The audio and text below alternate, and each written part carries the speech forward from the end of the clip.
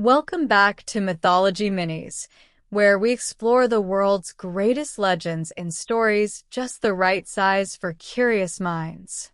Today, we're traveling to ancient Egypt, a land of golden deserts, mighty pharaohs, and gods who shaped the world. And among them was a goddess who didn't roar like a lion or thunder like a storm.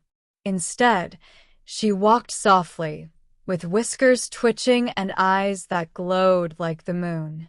Her name was Bast, the Egyptian cat goddess, protector of homes, families, joy, and yes, cats. Our story begins in a small village along the Nile. In the village of Bast, named in honor of the goddess, lived a young girl named Nari. She was curious, clever, and always followed by a tiny stray kitten she had rescued, a sandy-colored fluff ball named Mio. Nari often whispered to the kitten, saying things like, "Mama says Bast protects children. Do you think she watches us too?" Her mother, Tara, was a weaver. Her father, Hapu, was a fisherman. Their home was simple but full of laughter and full of cats. Cats lounging in baskets, cats curled on mats, cats perched on shelves like tiny furry pharaohs. One evening, as the sun dipped low, Nari noticed Mio staring at the doorway. A tall woman stood there, wearing a shimmering dress the color of sunrise, with eyes that glowed like a cat's in the dark. The woman smiled gently and said, "You care for the small and the helpless. That is a gift, young one."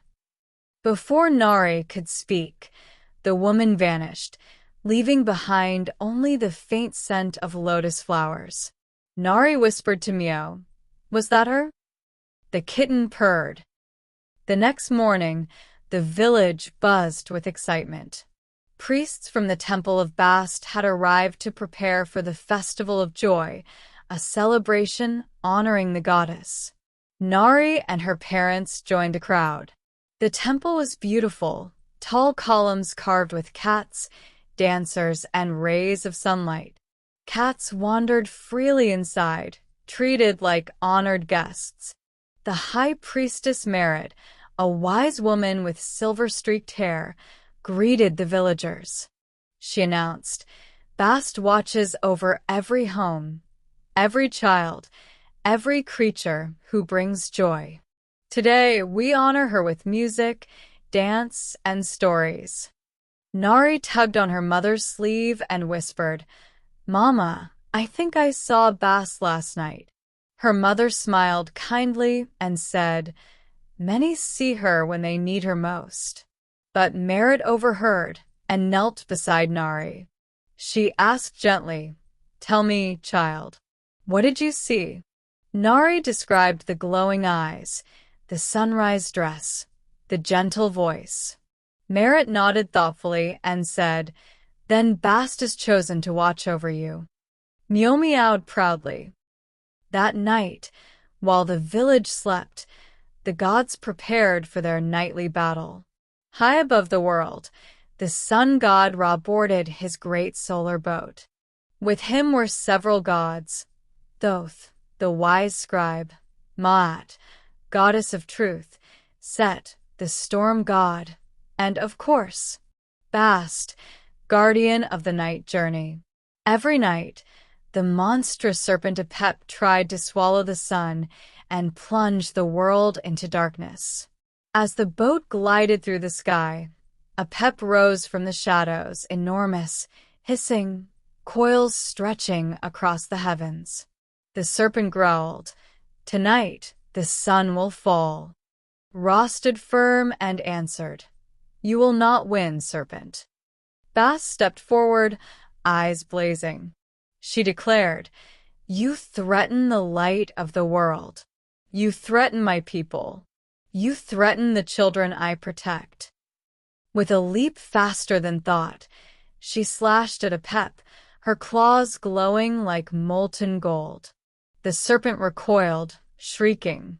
Thoth called out encouragement, Set hurled storms, Ma'at shone with truth, But it was Bast who delivered the final blow, driving Apep back into the abyss. The sun rose the next morning because of her. Back in Bast, something strange was happening. Snakes, large ones, slithered into the village. Not ordinary snakes. Their scales shimmered with a dark, unnatural glow. The villagers panicked. Hapu shouted for everyone to stay inside and protect the children. Merritt examined one of the snakes from a safe distance and said, "These are touched by Apep's shadow. He grows bold." Nari clutched Mio tightly and asked, "Why are they here?"